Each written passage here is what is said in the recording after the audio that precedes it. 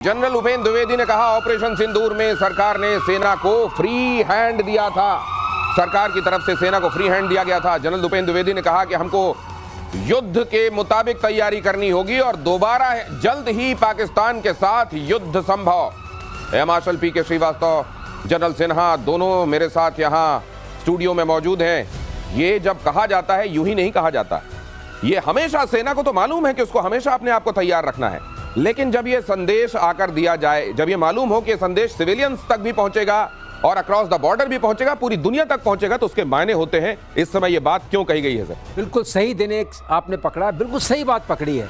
अगर सेनाध्यक्ष, क्योंकि सेना हमेशा सतर्क और सजग रहती है एक दुश्मन को टक्कर देने के लिए और उनको मात देने के लिए, लेकिन अगर ये चीज पब्लिक स्पेस में आ रही है, इसका मतलब देश को भी तैयार होना पड़ेगा, ये देशवासियों को भी तैयार होना पड़ेगा। और जब देश किसी युद्ध के लिए तैयार होता है तो देशवासियों को त्याग के लिए भी तैयार करना पड़ेगा।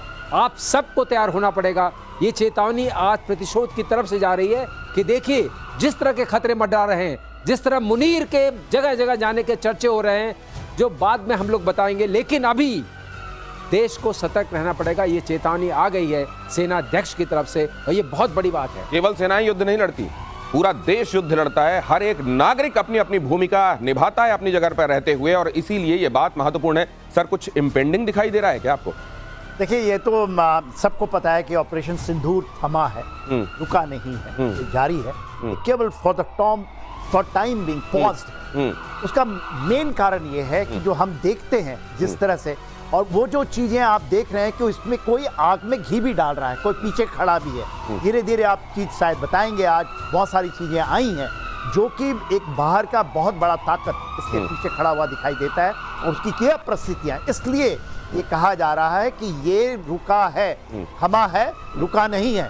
और जो सबसे बड़ी बात सेनाध्यक्ष कहते हैं कि देखिए इस बार ऐसा नहीं कि केवल सेनाएं या मिलिट्री फोर्सेस लड़ेगी, ये पूरा 140 करोड़ को लड़ना पड़ेगा। ये लड़ने की जब बात आती है तो एक बहुत बड़ा तबका है, इसको हम प्रॉक्सी कहते हैं। They are the proxy of the deep state of other countries, जो कि आपके यहाँ पर चैनलों पे भी दिखाई देता है कि नैरेटिव बिल्डिंग में वो कैसे होते हैं। तो एक देश जो हारता है, लूज करता है, वो भी जीतता हुआ दिखाई देता है। तो आपने ये भी देखा कि ये नैरेटिव बिल्डिंग की लड़ाई, ये मनोवैज्ञानिक लड़ाई, ये जो साइकोलॉजिकल लेवल पर वॉर लड़ा जाता है, ये जो बयानबाजियां होती हैं, भारत के नागरिकों को भी पूरी तैयारी रखनी होगी। सर कुछ बोलना चाह रहे हैं आपके पास? ये खबर बताने के फौरन बाद अमेरिका की धरती से मुनीर की भारत को एटमी जंग की कीचड़ भभकी। अमेरिका की धरती में बैठे हुए ऐसा लग रहा है कि अचानक पीठ में किसी का हाथ पाकर अपने आप को गफलत में लेकर आ गए असीम मुनीर। सिंधु जल संधि को लेकर भारत पर 10 मिसाइलों से हमला करने की धमकी, समझौता स्थगित करने से पाकिस्तान को बड़ा खतरा। मुनीर ने कहा 25 करोड़ लोगों पर भुखमरी का खतरा, अगर हम डूबेंगे तो आधी दुनिया को साथ ले जाएंगे। मुनीर ने यह भी कहा। अब जरा समझ लीजिए कि ये क्यों कहा जा रहा है और इसके मायने क्या है। इनके मुनीर की बात सुनिए, हम साथ जाएंगे तो आधी दुनिया को लेके जाएंगे। और ट्रम्प क्या कह रहे थे कि मैंने 2 देशों के बीच में न्यूक्लियर वॉर बचा लिया है। तो ये एक तरीके से ट्रम्प ने जो हाथ रखा है, जो इंजेक्शन दिया है ट्रम्प ने, उसके बेसिस पे बोल रहे हैं कि ट्रम्प ने कितना बड़ा काम किया है, इनको नोबेल पीस प्राइज मिलना ही चाहिए।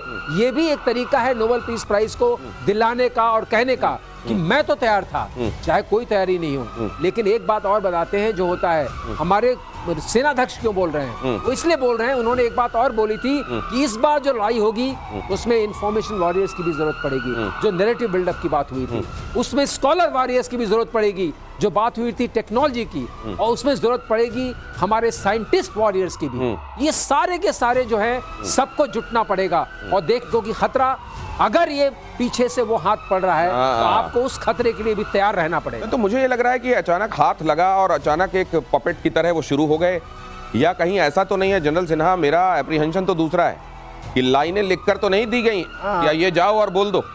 एब्सोल्युटली। देखिए, जो भी जानता है, जो हम लोग सामरिक तरीके से चीज़ों को देखते हैं, जो पाकिस्तान है वो एक फ्रंटलाइन स्टेट, फ्रंटलाइन स्टेट था, रहेगा और आने वाले सदियों तक रहेगा। और किसका फ्रंटलाइन स्टेट है? जैसे ही यूक्रेन फ्रंटलाइन स्टेट है, अब शक्ति की जो बात होती है वो हरदम रहेगा।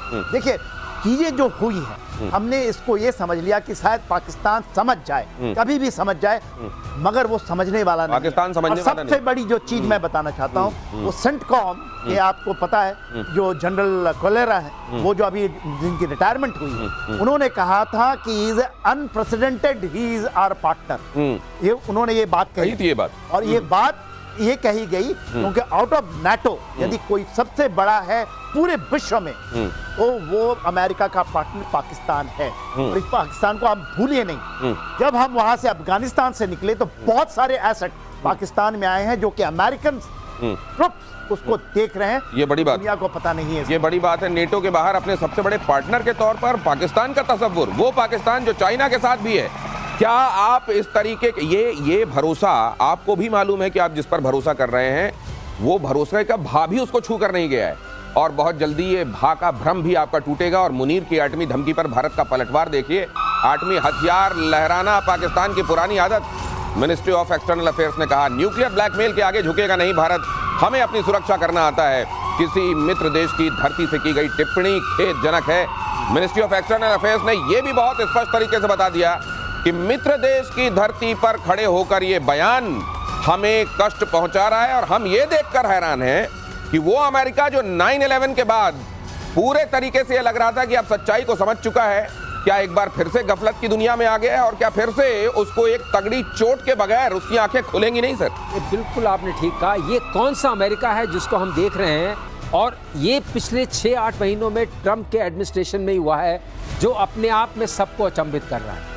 ना चाहे वो एलाइज हो, चाहे यूरोपियन कंट्रीज हो, जापानीज हो, साउथ कोरियंस हो, सब अचंभित हैं। ये किस तरह का अमेरिका और इस तरह का बयान मित्र देश से आना वाकई बहुत दुख की, और जैसे कहते हैं ना, आपको बहुत कष्ट पहुंचाता है। लेकिन भारत को ये समझ के चलना पड़ेगा, जो भारत ने समझा कि आप अपनी सोवरेनिटी की रक्षा करने के लिए अकेले हैं, इस युद्ध को आपको अकेले लड़ना पड़ेगा। और इसीलिए सारे देशवासियों को सजग किया जा रहा है कि देखिए ये युद्ध आपका है, ये सोवरेनिटी आपकी है, इसके लिए आपको ही लड़ना पड़ेगा और आपको लड़ने के लिए तैयार रहना चाहिए। लेकिन एक चीज़ और है, इसी में इन्होंने कहा था कि हम जो हैं वो वहाँ जाके जो ये खाने खाई, मैं नहीं सोचता हूँ ये इनका वक्तव्य है दिनेश। पहली बात तो मैं आपकी बता दूं, ये लिखी हुई कहानी है। ये लिखी हुई कहानी है, ये स्क्रिप्टेड है। ये ऐसा लग रहा है चाबी भर के गुड्डे को छोड़ दिया गया है, और ये जो गुड्डा है ये वो भाषा बोल रहा है जो ट्रंप शायद मैनिपुलेट करना चाहते हैं, मनूवर करना चाहते हैं। इस तरीके से भारत के ऊपर टैरिफ लगाया, भारत ने कहा हम नहीं झुकेंगे। भारत के साथ आर्म ट्विस्टिंग के साथ डील करनी चाहिए, भारत ने कहा हम नहीं करेंगे। भारत अमेरिका के सामने किसी भी चीज में झुक नहीं रहा है। वो सिंधु जल संधि जो भारत ने केवल इसलिए रोकी है क्योंकि उधर से लगातार एक्ट ऑफ टेरर चल रहे हैं, और वो सिंधु जल संधि जो एक खास समय की गई थी और उसको एनीवेज रिव्यू किया जाना था, उसको लेकर अगर ये कहा जा रहा है और ये धमकी दी जा रही है तो निश्चित रूप से ये असल में इंटिमिडेट किया जा रहा है अमेरिका के जरिए, एक बार फिर इनडायरेक्टली। अगली खबर देखिए, अमेरिका में पाकिस्तान आर्मी चीफ मुनीर का कश्मीर वाला राग भी एक बार फिर कश्मीर को पाकिस्तान के गले की नस बताया। भारत का आंतरिक मसला नहीं है कश्मीर, मुनीर ने कहा, संयुक्त राष्ट्र में कश्मीर मसला है।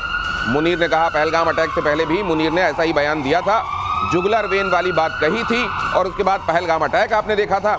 असीम मुनीर को जैसे ही थोड़ा सा पंप लेके कोई जैसे साइकिल में हवा भरता है, वैसे ही जैसे ट्रंप ने हवा भरी है, असीम मुनीर फिर से वो लाइनें बोलने लगे हैं जो उनसे बुलवाई जानी चाहते हैं। अब ये, लेकिन ये जाहिर है दुनिया समझ चुकी है कि अगर आग लगेगी तो केवल ये दुनिया, ये कनेक्टेड वर्ल्ड है, किसी एक जगह आग नहीं लगती है, वो आग धीरे धीरे धीरे धीरे सबको अपनी जद में लेती है।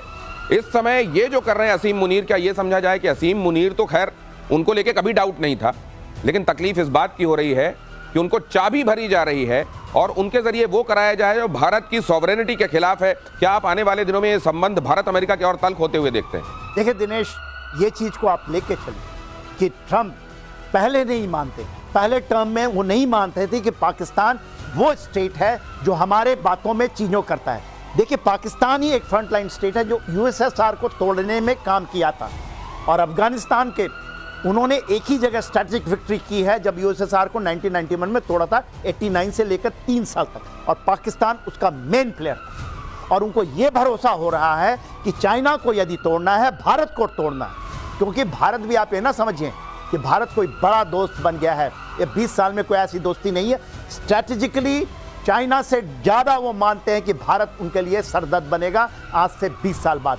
ये आप जाके पढ़िए, डॉक्ट्रिन पढ़िए, यदि वहाँ के उनके अमेरिका के डॉक्ट्रिन में क्लियरिटी है सेंटकॉम के अंदर।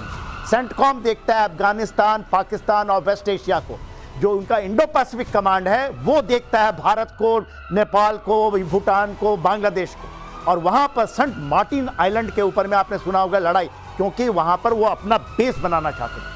अभी वो बेस बनाना चाहते हैं पाकिस्तान के अंदर, कराची में।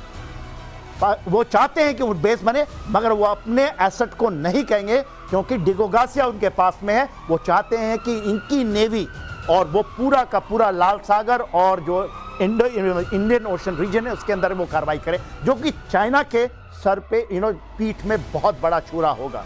और देखिए, गोदार को यदि डिफीट करना है तो ये इनकी बड़ी गेम प्लान है, और ये गेम प्लान एब्सोल्युटली क्लियर है। और हमारे मिलिट्री सर्कल में ये एब्सोल्युटली क्लियर है कि यही चीज है। हम भले बोले ना, पर हमारी निगाहें पूरी हम समझ रहे हैं ये स्ट्रैटेजी क्या है और किस तरीके से जैसे ही कोई थ्रेट, एक लंबी लकीर खींचो अपनी, हमने कब मना किया है?